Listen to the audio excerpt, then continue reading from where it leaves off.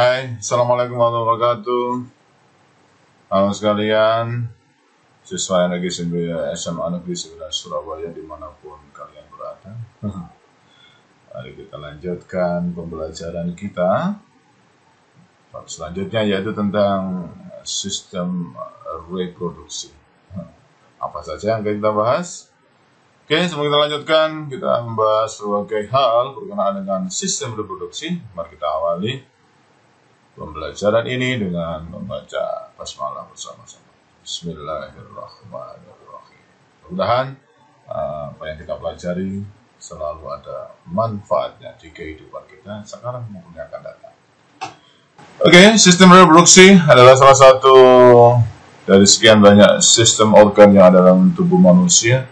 Yang semua kalian sudah paham sekali bahwa sistem reproduksi adalah berfungsi untuk mempertahankan kelangsungan hidup manusia dari zaman Nabi Adam sampai sekarang ya. Nah, ini berfungsi untuk melanjutkan atau meneruskan keturunan manusia.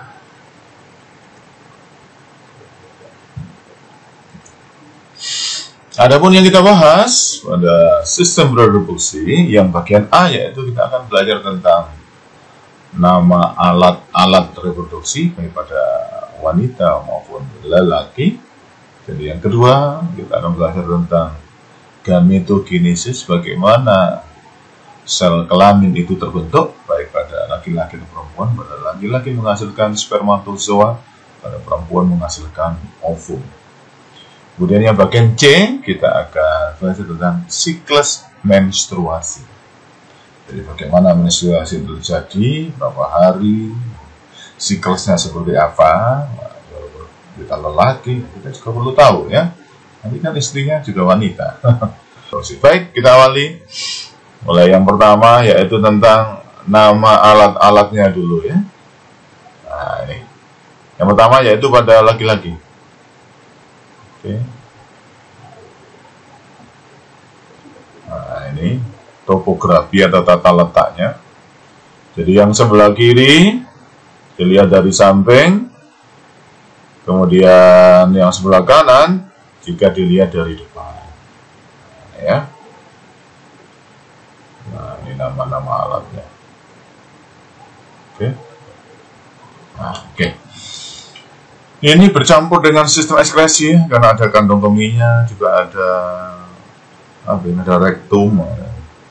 Jadi yang kita amati yang utama dulu ya. Jadi sistem reproduksi pada laki-laki diawali dari testis. Nah, ini adalah pabriknya sperma. Kemudian ada salurannya, ya, namanya vas deferens. Kemudian menuju ke saluran ejakulasi. Di sini ada prostat, misalnya ya.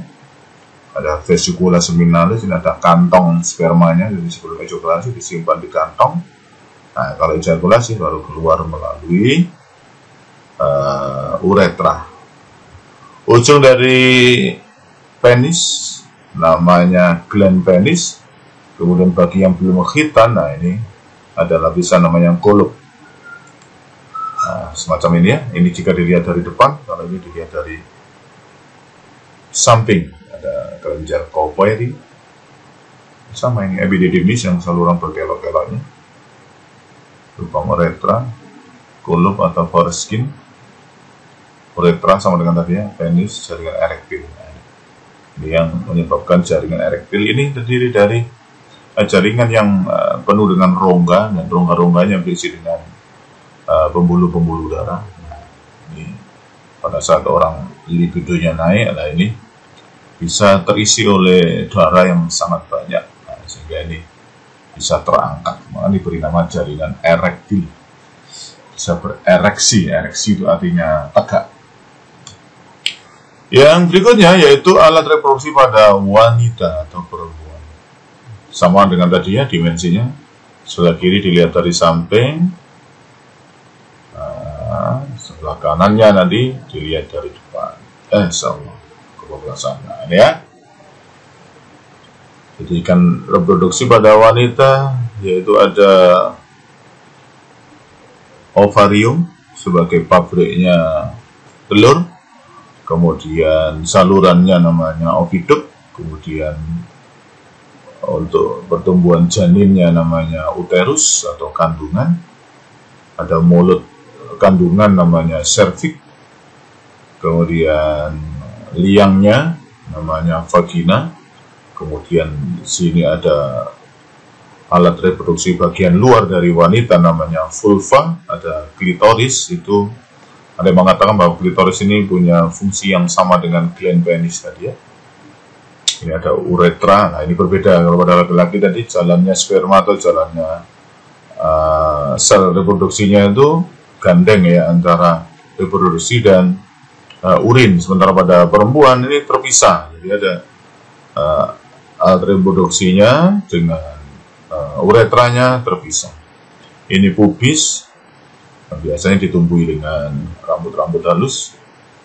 Oke, itu kalau dilihat dari samping. Sementara kalau dilihat dari depan, ini uterusnya, ini ovariumnya dengan siklus pembentukan ovum ya. Ini dinding rahimnya atau endometrium. Ini ada terdiri dari otot polos, ada cervix dari mulut rahim atau leher rahim. Pada vagina ada corong fimbriae, ini corongnya dari oviduct atau saluran telur. Oke, di saluran telurnya ada rambut-rambut halus yang nanti berfungsi untuk menggerakkan ovum, karena ovum sendiri nggak punya alat gerak. Berbeda dengan spermatozoa, punya flagel yang bisa bergerak, sementara ovum tidak punya, tapi nanti digerakkan. Oke, itu tadi nama alat-alat reproduksi pada laki-laki dan perempuan. Selanjutnya itu tentang fungsi sistem dari reproduksi. Pada laki-laki, jadi alat-alat reproduksi tadi itu berfungsi untuk menghasilkan sperma di dalam testis. Setelah dihasilkan, terus dihantarkan sperma itu di dalam satu medium cair. Dan sperma bisa berenang seperti mangkuk kecil-kecil gitu ya. Maka dia butuh medium yang disebut dengan semen. Jadi semen itu cairan spermanya yang di dalamnya terdapat sel-sel sperma. Nah, nanti dihantarkan menuju vagina selama proses kopulasi jika sudah menikah, ya. Kemudian membentuk hormon kelamin. Jadi selain membentuk sel kelaminnya, dia juga membentuk hormon, yaitu testosteron. Sementara pada perempuan, alat-alat tadi itu berfungsi untuk menghasilkan sel kelamin betina, yaitu ovum, di dalam sepanjang ovari, tunggalnya ovarium, ya. Cuma bedanya kalau sperma itu hasilnya sangat banyak sekali, sementara kalau ovum sebulan sekali.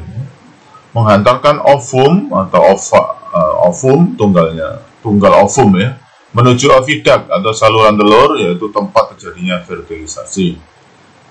Kemudian berikutnya mempersiapkan dinding uterus. Jadi pada saat sudah menikah, berarti nanti kan dimungkinkan terjadinya fertilisasi, maka nanti dinding rahim dipersiapkan untuk pertumbuhan janin. Nah, itu ada penempelan tadi ya, penempelan, implan itu tanam, jadi seolah-olah ditanam di rahim gitu ya. Dan perkembangan embrio setelah jadi janin sampai melahirkan. Itu ada fungsi dari alat-alat tersebut ya. Kemudian menghasilkan hormon, sama juga dengan pada laki-laki. Cuma hormon pada perempuan ada estrogen dan progesteron. Cuma ini ditulis hanya satu ya. Oke, diingat kembali hormon-hormon yang kemarin kita belajar tentang hormon ya. Berikutnya itu tentang gametogenesis. Gamet itu sel kelamin, genesis itu proses pembentukan berarti gamet. Proses pembentukan sel kelamin dibagi dua ya. Yang pertama pada laki-laki, yaitu namanya spermatogenesis, proses pembentukan sperma. Adapun proses pembentukan sperma ini diawali dari bekerjanya hormon-hormon yang mengatur spermatogenesis. Masih ingat toh tentang sistem saraf, ada hipotalamus. Di bawah hipotalamus ada namanya hipofisis. Hipofisisnya dibedakan. Kemarin ada anterior, intermediate, dan posterior. Lihat ya. Oke. Jadi hipotalamus ini melepaskan faktor pelepas namanya. Jadi menjadi suatu zat kimia yang berfungsi untuk merangsang hipofisis anterior supaya melepaskan hormon luteinizing hormone sama follicle stimulating hormone. Ya. Nah, luteinizing hormone merangsang testis untuk melepaskan atau melepaskan sperma yang sudah jadi, sementara MSH yaitu menstimulus supaya terjadi pembentukan atau perkembangan saluran-saluran sperma.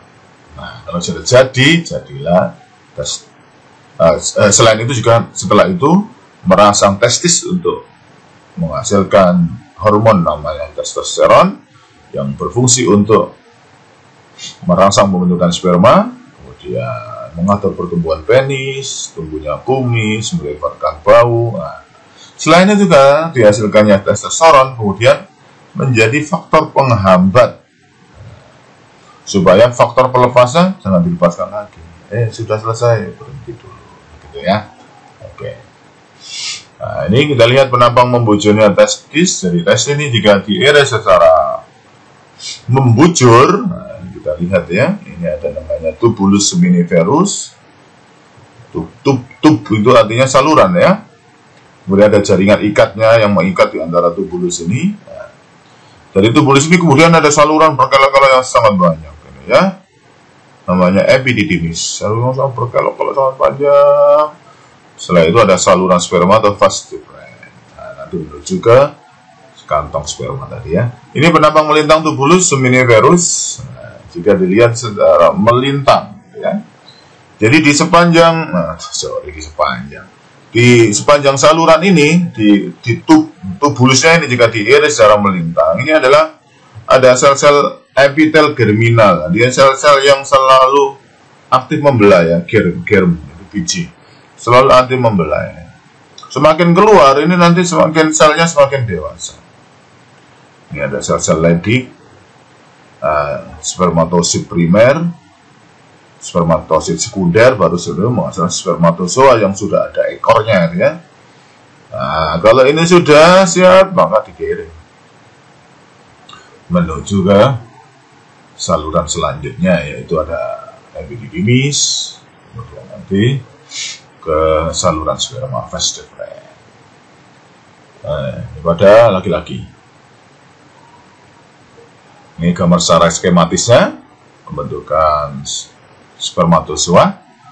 Spermatogenesis pada manusia diawali dari induk sperma atau spermatogonia yang tadi di tubulusnya tadi ya, yang bagian pakai tepi tadi ya. Membelah secara mitosis berkali-kali. Setelah itu terjadi pembelahan meiosis. Dulu pernah membahasnya pada saat kita membahas tentang sel, mana ada pembelahan sel. Nah, spermatogonia membentuk menjadi spermatosit primer. Ini ya, membelah secara meiosis, jadi jumlah kromosom sudah separuhnya dari induk.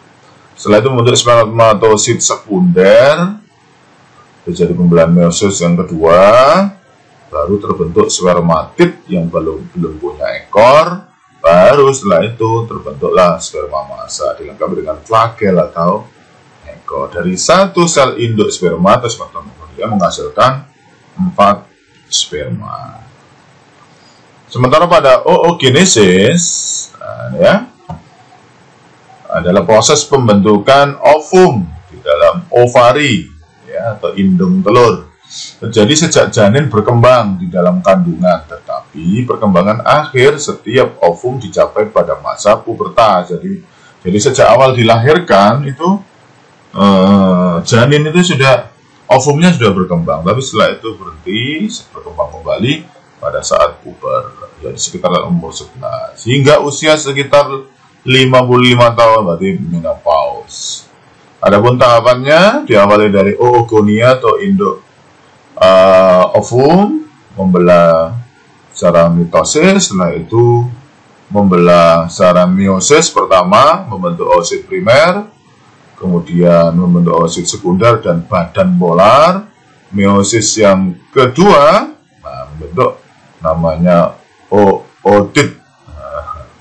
Nah, dari dari oosis yang kedua, ootit ini kemudian satu fungsional, tapi yang 3 mengalami rudimenter atau mengalami penyusutan. Jadi yang berfungsi 1 ini bedanya. Kalau sperma tadi 1 jadi 4, kalau ovum 1 hanya jadi 1, dan itu pun sebulan sekali di ovarium kanan, sebulan berikutnya ovarium kiri, dan seterusnya. Kemudian berikutnya yaitu hormon-hormon yang mengatur tentang oogenesis. Nah, ini agak sedikit terbalik kalau tadi di sperma. Genesis diawali dari hormon dulu, ini hormon yang dari belakang. Hormon-hormon yang berpengaruh ya sama juga dari hipotalamus, kemudian hipotalamus melepaskan faktor pelepas tadi ya, untuk mempengaruhi hipofisis anteriornya juga sama LH dan FSH. Berarti LH dan FSH dimiliki oleh laki-laki dan perempuan. Nah, ini merangsang supaya terjadi ovulasi untuk yang LH ini ya. Lepasnya sel telur dari indung telur juga berfungsi untuk supaya folikel muda ini terbentuk. Oke. Akhirnya dengan terbentuknya folikel muda ini melepaskan estrogen. Nah, nanti penghambat sudah dibentuk, berarti ini berhenti. Terus setelah ovulasi akan terbentuk setelah ovulasi terbentuk korpus luteum. Jadi ini sudah ditinggalkan oleh ovumnya sudah keluar, maka dia melepaskan hormon estrogen. Estrogen ini berfungsi untuk menghambat, ya, jadi estrogen ini menghambat supaya hipotalamus tidak melepaskan faktor pelepas lagi. Demikian juga progesteron. Jadi setelah ini korpus luteum terbentuk, dia melepaskan progesteron, ada faktor menghambat juga. Jadi artinya setelah dirangsang, terus proses terjadi, setelah proses selesai, dia mengeluarkan sinyal lagi. Oleh karena itu bahwa sinyal yang ada di dalam tubuh itu selain menggunakan sinyal elektrik berupa impuls saraf, juga namanya sinyal atau istilahnya reseptor kimiawi ya. Oke. Sebuah ovarium yang memperlihatkan tanda perkembangan sebuah folikel ovari atau folikel the graft dan korpus luteum. Jadi di dalam ovarium atau indung telur ini tahap-tahapnya, bukan semuanya satu, tapi ini tahap-tahapnya. Jadi mulai dari folikel epithel germinalnya dulu atau bibit kawitnya, kemudian folikel primer, kemudian tumbuh lagi menjadi terjadi proliferasi sel folikel, kemudian terbentuklah oosit primer, kemudian folikel the graft. Ini ada folikel the graftnya ya. Ini ovumnya yang warna pink ini ya. Nah, ini ada folikel yang sudah masak, ya ada ovumnya. Nah, udah masak, maka kemudian ini dengan menjebol dinding ovarium. Ini bedanya dengan laki-laki tadi ada salurannya. Kalau ini jebol, sehingga pada saat keluarnya ovum ini biasanya ada rasa nyeri di pinggang sebelah kiri, tas sebelah kanan gantian, soalnya kanan kiri itu sebulan sekali. Ya. Nah, kemudian folikelnya kemudian membentuk namanya korpus luteum. Ini yang sudah ditinggalkan oleh ovum. Kemudian korpus luteum masak jika terjadi. Jadi jika terjadi pembuahan maka dia masak. Artinya terbentuk, berhenti ya. Tapi jika tidak ada pembuahan maka korpus luteum menghilang, bergenerasi jika pembuahan gagal. Begitu seterusnya nanti bulan berikutnya. 2 bulan berikutnya 2 bulan sekali berarti ini ya. Karena kanan dan kiri gantian. Berikutnya kita akan bicara tentang siklus menstruasi. Ini bagi adik-adik putri perlu dipahami ya. Jadi siklus menstruasi adalah suatu perubahan dari setiap bulan di dalam uterus seorang perempuan dari masa pubertas hingga masa menopause sekitar umur yang 50, ada yang 45, ada yang 55 ya. Nah, ini sangat dipengaruhi oleh konsentrasi dari hormon. Jadi kerja hormon. Jadi benar-benar ini dia berfungsi untuk mengatur atau sistem koordinasi ya. Ini ada warna merah muda, merah tua, warna hijau, warna biru. Kita awalnya di yang biru dulu ya. Terus ini angka-angka ini adalah dalam 1 bulan. Jadi siklus menstruasi itu dalam hitungan kalender 28 hari sekali ya. Nih. Jadi di awal menstruasi ini yang hormon progesteron ini menurun, set, baru nanti mulai hari ke ini ya 15 menuju ke 16 ya. Nah, ini kemudian perlahan dia meningkat sampai puncaknya di hari ke-22 setelah itu menurun. Jika tidak terjadi implantasi, ya, dia turun, termasuk hormon yang lainnya ya, termasuk apa namanya, LH, FSH dan estrogen. Iya estrogen. Estrogennya turun semuanya. Nah, jika terjadi naik semuanya. Oke, ini yang warna biru. Sementara yang warna merah, ini saya anggap mirip-mirip aja ya. Warna merah ini di awal menstruasi malah perlahan naik semuanya ya, perlahan naik. Nah, sementara FSH setelah naik dia turun lagi. FSH follicle stimulating hormone, ini yang menstimulasi terbentuknya apa namanya, folikel atau sel telur. Nah, pada saat ovulasi tepatnya di ke-14 ya. Ada yang mengatakan 14 atau 15. Di hari yang ke-14, nah, di hari yang ke-14 ini naik semua ini ya. LH naik, kemudian estrogen naik, kemudian FSH naik. Dan setelah terjadi ovulasi atau terlepasnya telur dari indung telur, secara drastis langsung menurun. Begitu ya. Jadi ini benar-benar sangat dipengaruhi oleh hormon dan terjadi secara otomatis. Sehingga jangan heran nanti di wanita itu ada namanya penyakit-penyakit PMS, pramenstruasi. Kok bukan penyakit ya, itu sebetulnya keperasaan ya, perasaan tidak nyaman, tidak enak begitu ya. Sehingga diantaranya mudah marah. Jangan digoda-goda ya.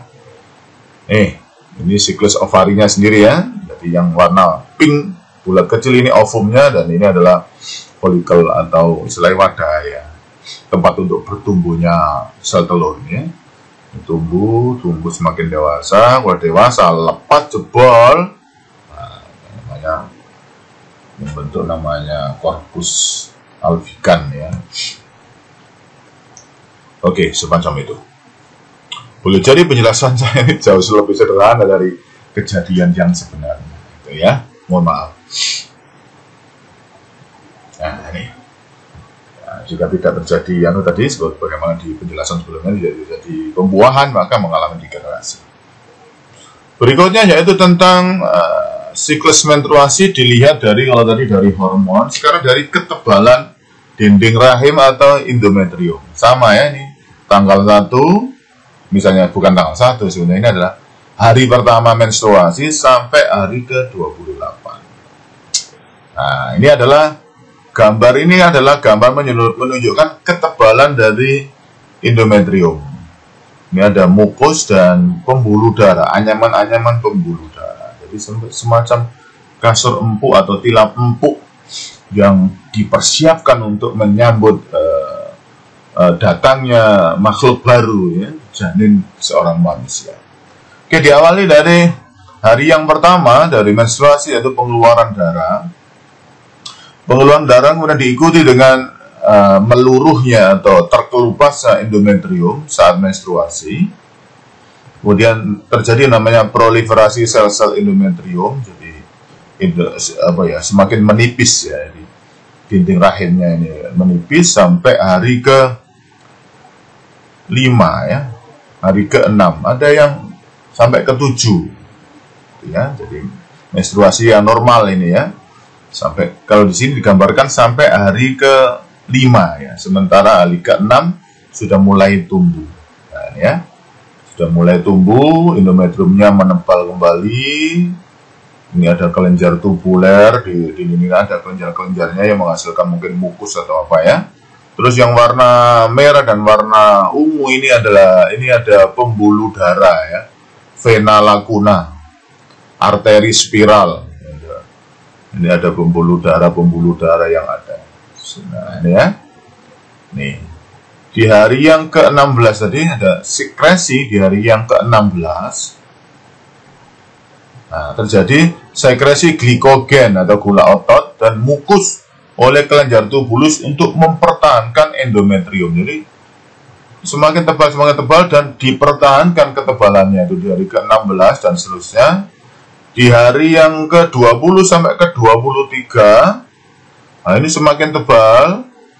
Di hari yang ke-20 berapa ini? 25, 24 menuju 25, endometrium mencapai ketebalan maksimum, yaitu sekitar 5 sampai 6 mm. Jangan dibayangkan senti, ya, memang kecil ya. Tapi sudah cukup empuk untuk mempersiapkan hadirnya janin ya.